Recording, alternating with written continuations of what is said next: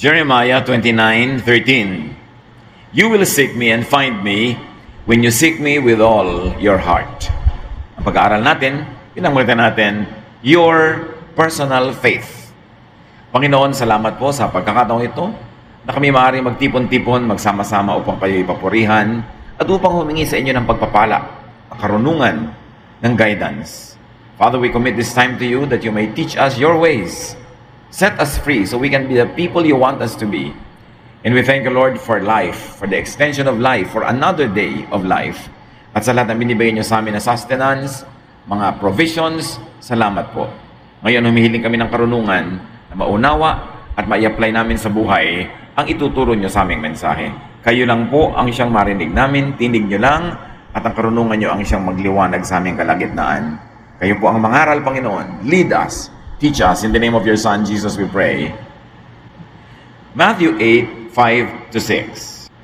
When Jesus was going into the town of Capernaum, an army officer came up to him and said, Lord, my servant is at home in such terrible pain, and he can't even move.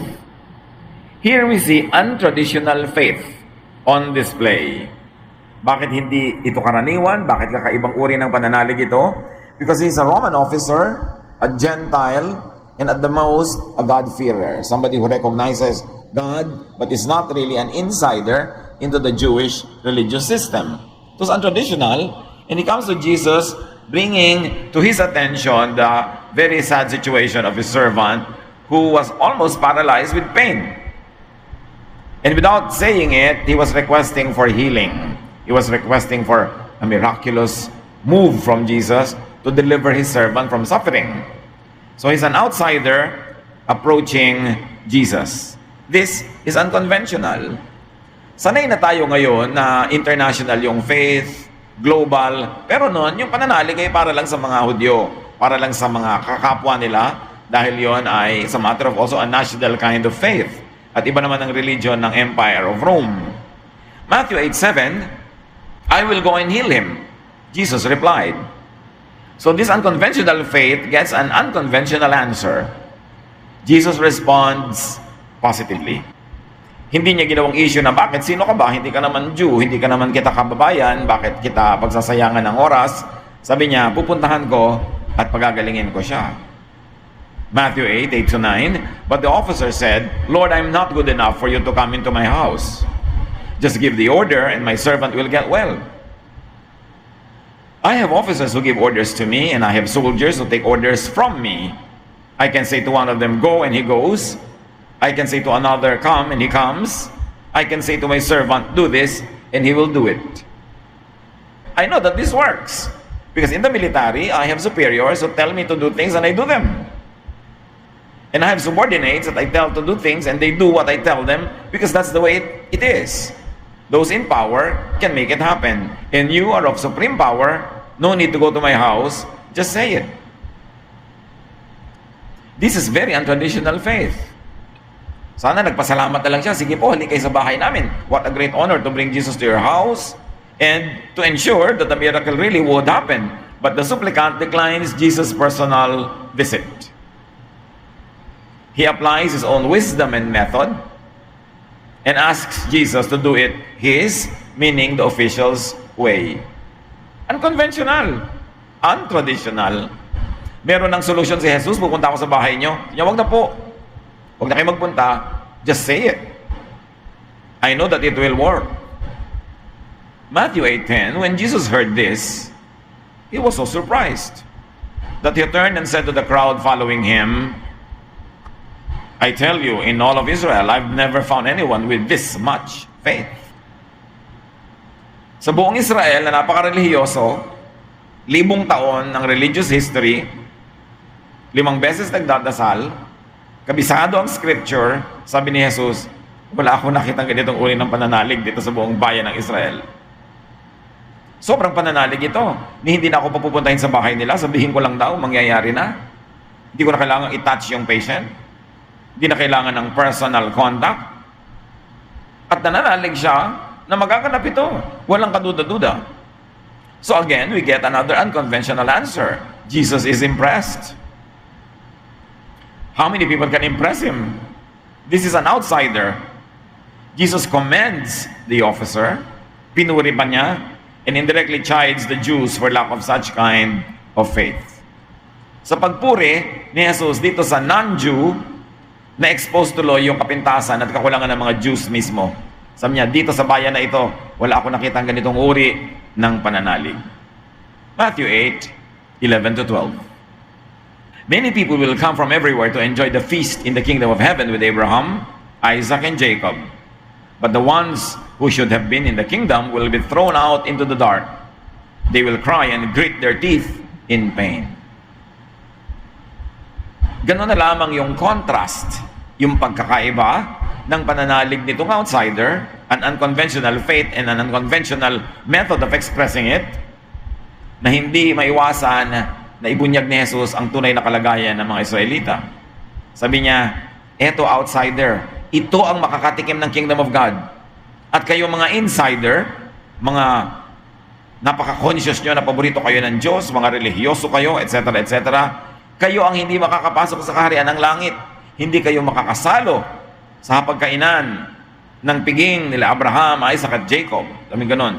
At sa kabaligtaran pa nga, ihahagis kayo sa labas, sa dilim, kung saan magngangalit ang mga ngipin nyo sa pagdurusa. Yan ang sinabi ni Jesus. Another unconventional answer we get here. Jesus stresses how the Jews won't enjoy salvation, fellowship with God, and all the other blessings. In spite of their religiosity, they won't be participating in the feast in heaven because they have never had such kind of faith as this outsider had. It was a stark contrast between the Gentile and the Jew. The Gentile would be blessed, the Jew would be shunned. Malinaw na malinaw ang mensahe ni Jesus. Mga Hudyo na may traditional na paraan ng pagsamba, traditional na pagbabasa ng traditional scriptures, traditional na interpretasyon, traditional na pamumuhay, lahat naka-formula, ilang beses magdadasal, anong gagawin nila, anong kakainin, anong hindi kakainin. Sa kabila nun, di pa sila papasok sa kaharian ng langit. At ito pa ang outsider na Gentile ang siya makakaranas nun. At gano'n na lang ang paghanga ni Jesus sa kanyang pananalig. Matthew 8:13, Then Jesus said to the officer, You may go home now. Your faith has made it happen. Right then, his servant was healed. Ganon kalakas ang pananalig, sinabi ni Jesus, your faith. Hindi niya sinabing, I will make it happen. Sabi niya, your faith has made it happen. May personal na pananalig yung tao na yun mismo ang nag-energize ng isang himala. Sabi niya, your faith has made it happen. Of course, Jesus was the object of that faith. But Jesus did not even claim to have healed the person himself. Sabi niya, yung faith mo was able to procure healing from where it could be procured. The officer's untraditional, personal, and unique faith made it happen. Bakit natin pinag-aaralan ang mga ito ngayon? Ang tagal-tagal nang nangyari yan. Merong mensahe dito na napakahalaga, na bihirang mapansin. That personal faith, no matter how much it does not conform with traditional faith and methods, can move the hand of God, can make things happen. Develop personal faith in spite of, beyond traditional, standard, institutional, or formula religion. Mga kapatid, linangin, ayusin, payabungin, pabungahin ang personal brand of faith. Hindi lahat isasang-ayon mo sa standard ng iba. Hindi lahat itatanong mo sa iba kung paano gagawin. Hindi mo kailangan laging isunod sa pamamaraan ng maraming tao ang iyong ginagawa when it comes to dealing with God. Hindi laging, Pastor, ilang minutes po ako magdadasal? 5. 5 po, thank you. 5 talaga nga magdadasal. Kailan po ba ako magdadasal para sa pagkain? Tuwing bago ako kumain, o pwede ko na bang ipagdasal minsanan lang sa umaga, lahat ang kakainin ko maghapon? Pastor, ano po ang gagawin kung anong verse ang maganda kong basahin ngayon? Yung lahat, isusunod nila, yung pananalig nila sa sinasabi ng iba. Yes, meron naman tayong magandang mapapala dyan, kung maganda yung payo sa'yo. Pero kahit pa nga maganda yung payo, kung lagi ka lang hihingi ng guidance, ng formula, hindi ma-develop ang personal relationship mo with God. We are individuals. God created us uniquely. Each one is a brand by herself or by himself. At lahat tayo merong kakanyahan na makaunawa, makapagpaunawa, makapagpahiwatig in ways that only we can do. So reason, deal, communicate with God your way. The Spirit of God in you will guide you. Huwag laging formula.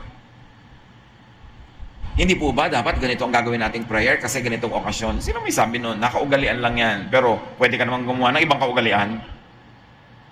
Hindi mo kailangang ikulong ang iyong sarili sa mga tradisyon na inimbento ng ibang taong nauna lang sa'yo. Pero hindi naman ibig sabihin ay mas makadiyos kaysa sa'yo o mas matalino nga kaysa sa'yo. Meron tayong mapapakinabang sa mga tradisyon, pero yun ay naging tradisyon lang dahil inulit-ulit ng iba. Pwede ka rin magpasimula ng ibang gagawin na pwedeng ulit-ulitin na balang araw pwede maging tradisyon din. Kailangan lumalabas ka dun sa kulungan ng pag-iisip. Katulad na lang nitong lalaking ito. Ano ba yung tradisyonal na paraan para mapagaling yung kanyang pasyente? Dadalhin niya yung manggagamot o yung spiritual healer sa pasyente, hahawakan, ipapanalangin, may mga ritual-ritual. Pero sabi ni Jesus, halika, pupunta ako sa inyo. In fact, Jesus was going to do it the traditional way. At siya namin sabi, huwag ng tradisyon. Pwede naman ng innovation. Pwede nating ibahin ang system. Kasi kayo naman yan makapangyarihan kayo. Walang pwede mag-limit sa inyo. So walang president yung ginawa nila. Walang naon ng example. Pero humanga si Jesus sa kanyang pananalig. Pananalig na siya ang lumikha, siya ang umimbento ng paraan ng pag-express. Wala siyang sinundan na pattern. Wala siyang sinundan na standard. Ang sinunod niya yung itinutubok ng kanyang dibdib. At bilang isang tunay na mananampalataya, titibok at titibok sa dibdib niya ang katotohanan kahit hindi yun nakakonforme sa mga nauna na mga patterns ng ibang naniniwala din naman. May isa pang ganyang case. Another untraditional faith. Matthew 15:22-28. Suddenly a Canaanite woman from there came out shouting, "Lord and Son of David, have pity on me. My daughter is full of demons." Jesus did not say a word, but the woman kept following along and shouting. So his disciples came up and asked him to send her away. Jesus said, "I was sent only to the people of Israel. They are like a flock of lost sheep." So another traditional answer. It was Jesus who gave the traditional answer. Kasi yung babae hindi Jew, hindi Israelite. She was a woman from Cana. She was a Gentile. Pero may problema siya dahil inaalihan ng maraming masasamang espiritu ang kanyang anak at si Jesus ang pinananaligan niyang makapagtataboy noon. Susunod-sunod siya, dumadaing-daing, iiyak-iyak. Hindi naman siya pinapansin. That was the traditional way. Hindi papansinin ng Jew ang Gentile. Hanggang nayamot na nga itong mga disciples. Sabi, "Lord, paalisin niyo naman yung babaeng yan, ang kulit." Hindi kasi kasali yung mga Gentile sa listahan ng pagpapalain ng Diyos sa tingin nila, sa paniniwala nila, sa tradisyon. Pero ang babaeng ito, nagpatali ba siya sa tradisyon? Alam naman niya ang tradisyon, di siya pwedeng humiling, di siya pwedeng lumapit. Pero nagpatali ba siya? Meron siyang personal brand of faith na hindi naging limited by what has gone before or in history. At sinabi sa kanya ni Jesus, "Panghudyo lang ako, di ka naman Hudyo eh." Verse 25, the woman came closer. Closer pa. Yung iba dyan, lalayo na, magtatampo, mahihiya. Lalo lumapit. The woman came closer, then she knelt down. Talagang meron pang kneeling and begged, "Please help me, Lord." Hindi siya natinag, hindi siya naitaboy, lalo pa siyang lumapit. At lalo niyang itinaas yung ante na lumaki ang nakataya. May luhod pa. No? 26, Jesus replied, "It isn't right to take food away from the children and feed it to dogs." Dogs ang tingin ng mga Jew sa mga Gentile. Sila lang ang tao, yung iba hindi. That was the traditional point of view. Whether Jesus meant it or not, we are not told. But Jesus said it. Some people think he was just testing the faith of this woman. But we see what will happen. Verse 27, matapos mapagsabihang aso, "Lord, that's true." Hindi niya kinontra. The woman said, "But even dogs get the crumbs that fall from their owner's table." Jesus answered, "Dear woman, you really do have a lot of faith, and you will be given what you want." At that moment, her daughter was healed. Kung yung babaeng ito naging traditional, ni hindi siya susunod, hindi siya hihingi, hindi siya aasam. Kasi alam niya, by tradition, wala siyang mag-asa. Kung ang babaeng ito traditional, nung unang pinigil, nagpapigil na sana. At kung ang babaeng ito traditional, dapat nung sinabihan siyang hindi siya pwedeng bigyan ng blessing at siya aso, nagtampo na lang sana siya. Pero hindi. Another Gentile. Another example of personal faith, style, and approach. It worked like it did on the other. It took outsiders to make it happen. It took people outside of the system, outside of the box, to give us lessons that up to now ring across the times.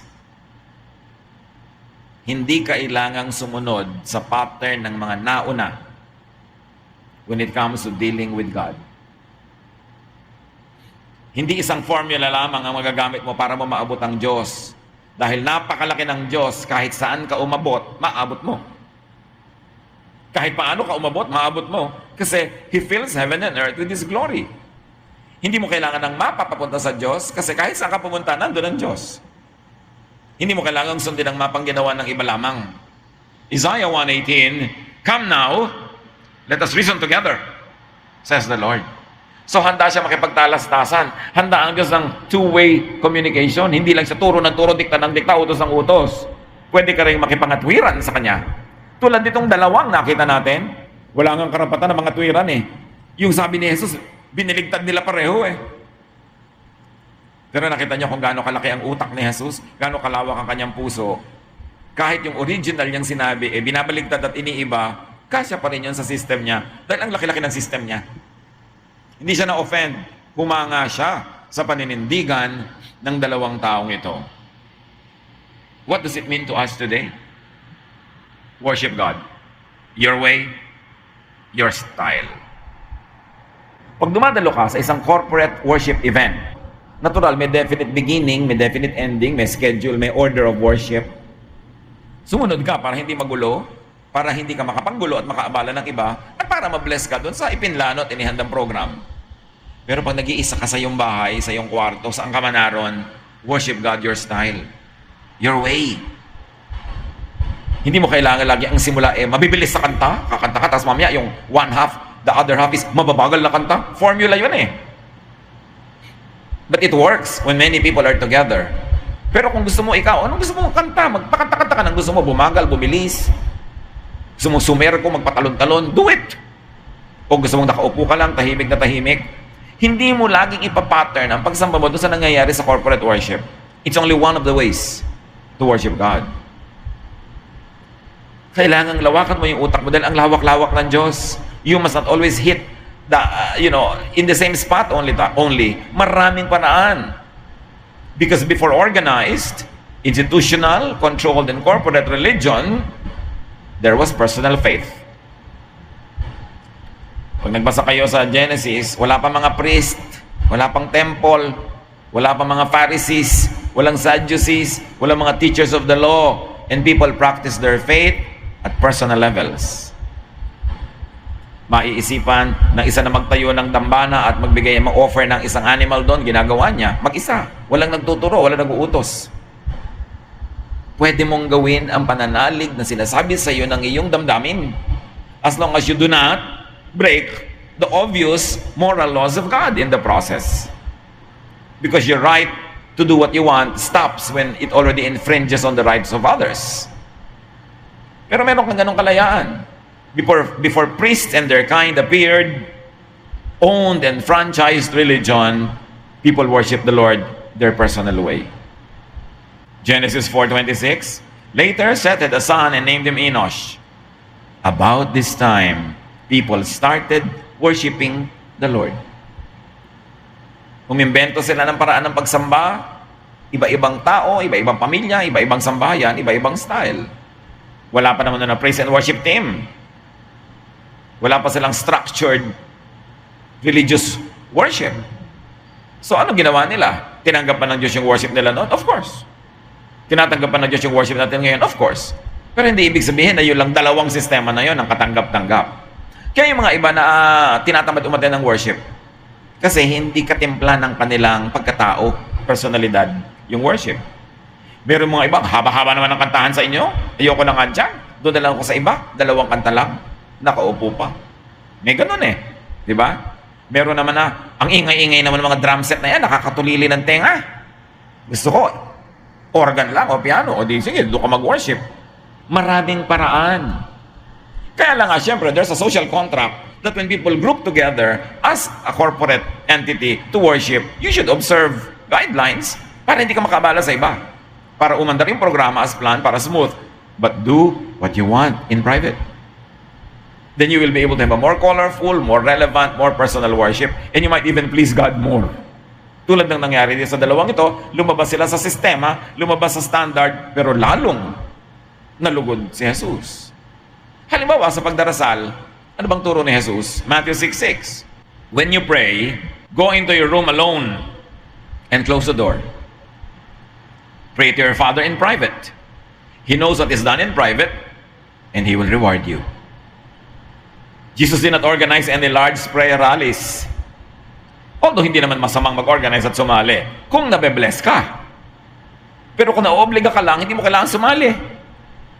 Meron pa nga, mas hindi ka makapag-pray dahil natutulili na yung tenga mo doon sa, oh Lord, Father God, yes Lord, Father God. Oo nga, Father God na ngayon kausap natin, hindi naman tayo lumilipat ng kausap. Ulit ka ng ulit ng Father God, alam naman natin yan na nga ang kausap natin. Pero naman, hallelujah Lord, hallelujah, hallelujah. Wala na sa hallelujah. So kung hiyang sa'yo yun, okay. Pero kung hindi ka hiyang doon, pray alone. Hindi ka obligado na laging sumali sa group prayer. Although to develop your character as member of a spiritual family, it's good to join. But don't feel guilty when you're not enjoying it. Yung iba pa po yung pastor, sama-sama ko po yata, pupunta ako sa impyerno kasi inip na inip ako pag prayer meeting. Eh siguro, mabilis ang utak mo, 3 sentences lang, okay na sa'yo. Yung iba, 3 paragraphs ang kailangan nila, di huwag ka sumabay. But don't feel bad. Kasi magkakaiba talaga tao. Magkakaiba ng hilig. Jeremiah 33:3, call to me and I will answer you and tell you great and unsearchable things you do not know. Gusto ni Lord yung ganon, tumawag ka, pag-usap tayo, ipapaliwanag ko sa'yo. Paano ka makikipag-usap sa Diyos kung nagbabasa ka lang ng prayer book? Pati yung comma, yung tuldok nakalagay doon. Paano ka magde-devotion, nabasa ka lang ng devotional guide? Talaga bang nakakapag-devotion ka? Yung guided, start. Read with this verse first, okay? O pray for 3 minutes like this. Or read this, do this, answer these questions. Well, may nabe-bless dyan, pero hindi lahat. At ang point, talaga bang kailangan mo ng devotional guide para mag-devotion? Siguro sa simula, kung wala ka pang kamuang-muang kung paano ginagawa. But later on, you must develop your own style.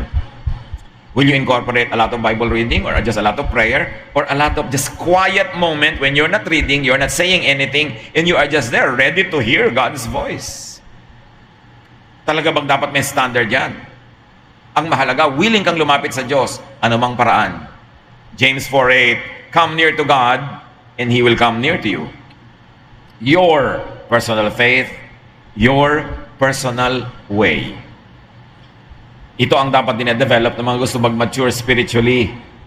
Hindi laging nagbabasa ka ng Bible study guide na sinulat na kung sino. It helps up to a point. But it's also good to search the scriptures on your own. Maghukay ka, mag-isip ka, magmuni-muni ka mag-isa dyan para magkaroon ng space ang voice of God. Hindi lahat yung guide binabasa mo, formula. Hindi lahat ng masarap na niluluto, recipe. Adobo nga may ibang adobo ng tita, ibang adobo ni auntie, ibang adobo ni nanay, di dapat ganun din yung prayer mo, ganun din yung devotion ng mga tao, kanya-kanya. Although merong isang regular, standard na, alam mong, ito ang adobo. Iba naman yung adobo halimbawa sa paksiw. Pero maraming versions. God is not a God of sameness. God is God of variety. Gustong-gusto ng Diyos ang variety, kaya ang dami niyang ginawang korte ng ilong, ba't hindi isa lang? So may variety kasi sa paglapit sa Panginoon. God's greatness and majesty cannot be fully contained, owned, communicated by organized or corporate religion or church or practice. While it is good to join such group activities, never neglect your personal time with God. Hindi ko umattend ka ng isang activity, nakipagniig ka na sa Diyos, when 90% of the time, mga tao doon yung kaniig mo. Hindi kung umattend ka ng ganitong service na nakarinig ka ng sermon o naipanalangin ka, nadinig mo na nga ang tinig ng Diyos na wala kang personal na pakikinig ng diretso mula sa Kanya patungo sa iyo. God can speak to us through other people, but all the more that God can speak to us directly. Ang kulang lang talaga sa atin, pag-iisa para may space ang Diyos. We have to fill every single moment with an activity that sometimes God is not able to position Himself because there's no space for Him. Isaiah 66:1, the Lord said, "Heaven is my throne, the earth is my footstool. What kind of house could you build for me? In what place will I rest?" So pati yung temple, sinasabi ng Diyos, hindi ako dyan titira. Hindi ako kasya dyan. Ang laki-laki nga ng mundo, tungtungan ko lang yan ng paa. Ang laki-laki ng langit, upuan ko lang yon, trono ko lang yon. Tapos mangangahas kayong sabihin, gagawa kayo ng house of God? How can you house me? Hindi ako kasya. At pag in-extend natin ang reading yan mga kapatid, how can you house the wisdom of God in just one theology? In just one religion? In just one Bible study guide? In just one book? Pwede mo bang ipagkasyahin doon ng Diyos? No. What and who can contain God? Kaya dapat nilalakihan natin ang kaharian ng Diyos at kasama sa kaharian na yon yung sarili nating utak na maghari siya doon. Hindi ang hari doon kung sino-sinong mga author, kung sino-sinong mga pastor, kung sino-sinong mga leader, kung sino-sinong mga teacher. Well, they can be useful and helpful, but make sure that you leave most of the space to God Himself. And that is personal practice of your faith. Hindi lahat ng mabubuting gagawin mo through the church, may mga ministries, meron ka rin dapat personal ministries. Kasi ang relasyon natin sa Diyos, personal. In private, pray and worship your personal way. Hindi yung nag-iisa ka na nga, susundin mo na naman yung formula. And in community, conform for the sake of order. Communicate with God your own personal way. Beyond prayer guides, beyond Bible study guides, kasi tao din naman yung gumawa ng Bible study na yun, tao ka rin naman, anak ka rin ng Diyos, ba't di ka pwede mag-aral ng salita niya? Ba't kailangan laging umasa ka lang sa iba? Siyempre, ang gusto ng religion, yung kontrolado ka. Ba't hindi yun ang gusto ni Jesus? Kaya nakita niyo kung paano niya in-honor tong dalawang tao na lumabas sa kahon, sa tali, sa gapos, lalo niyang pinagpala. Know God, communicate with God beyond devotions made by others. Although at times they can be useful. Beyond commentaries and theologies, you can know God. Lagi na lang, uy, ano binabasa mo ngayon? Sinong Christian writer ang binabasa mo ngayon? It can be helpful up to a point. Pero may nagtanong na bang, ano ang pinag-iisip mo tungkol sa Diyos ngayon? Ano mga personal reflections mo tungkol sa Diyos? Yung pag-iisa mo, nagmumuni-muni ka, anong pagpapakilala sa Diyos ang nakita mo? Puro lagi na lang, ito sabi ni gitong author, sabi ni ganung author. Mahalaga, pinoproseso para tayo lumago. Listen to and hear God in your personal way. Up to a point, practice personal religion. Hindi lamang yung religion by affiliation or by membership. Well, up to a point, that can be helpful. So observe, practice, and perform your private spirituality, your private godliness, your way. Huwag matakot. Tingnan nyo yung dalawa, lumabas sila, pero napaggantimpalaan pa nga. It is our intention that God will honor. Once in a while, we will commit mistakes, but who doesn't? Don't tell me na kung kasunod ka ng isang malaking grupo o bumabasa ka ng isang guide na sinulat ng kung sino, ay, hindi ka na nga magkakamali. Kasi kung mali siya, mali ka na rin, nahawa ka na. Kailangan ng personal na panunuri. And share and communicate God and godliness your way. Pastor, paano ko po ba si-share ng lola ko tungkol kay Jesus? Bakit mo ko tinatanong? Wala ka bang utak? Paano mo i-share si Jesus? Paano? Ano po ba ang sabi ng manual natin, yung manual number 3? Well, yung manual number 3, sabi, ganito, buksan mo yung Bible, ituro mo ito, pag-prayin mo siya, i-lead mo siya ng sinner's prayer. Pero yun lang ba talaga ang way to lead your lola to the Lord? Hindi mo ba siya pwede ipagluto ng goto at habang ina-enjoy niya yung goto mo na ang sarap-sarap, sabi mo, ganyan ka kamahal ni Jesus. Kung paano kita kamahal, lola, higit ka pamahal ni Jesus. Hindi lang goto ang hinenda niya para sa iyo, kundi marami pang iba. Hindi ka ba pwedeng mag-deal sa kanya ng hindi dadaan sa manual? Sobra kasi tayo na manualize. Yan ang nagawa ng evangelical Western Christianity. Manual lahat. Tinanggalan ka na ng diskarte, tinanggalan ka na ng utak. Share and communicate God your way and it will be effective. Sasabihin niyo ba, bakit wala po ako mawin na soul? Kinabisa ko naman. At alam niyo naman kung ano mga wave of evangelism na yan. Iba-ibang uso, iba-ibang manual. Sabi, bakit hindi po ako nagkiklik? Kasi hindi ka totoo sa sarili mo. Hindi naman likas sa'yo yung style na yun eh. Wala ka bang style? Kilala mo si Jesus? Alam mo ang pag-ibig ng Diyos? May paraan ka to share it your way. Be creative. Be natural. Be you. Know, understand, and feel God your way. Dear God, anong ibig sabihin sa amin ng mga ito? Well, we appreciate corporate religion. We appreciate the benefits of being with a group, reading other people's works, and being guided by other people's experience and wisdom. Teach us to develop personal spirituality, personal devotions, and we even dare personal theologies. Because your truth, napakalaki ng yung truth, hindi maliit. Turuan mo ko, Panginoon, na i-apply itong mga katotohanan na ito to develop our personal spirituality and religiosity so that we may be adding a lot of color and vibrance and music to the way your gospel is being shared with people. Turuan mo kaming appreciatein kung anong binigay nyo sa amin na natural talent, natural na mga pagkatao namin, at kayo'y aming maipakahiwatig, maiparamdam sa paraang kami ang makakagawa by being true to ourselves.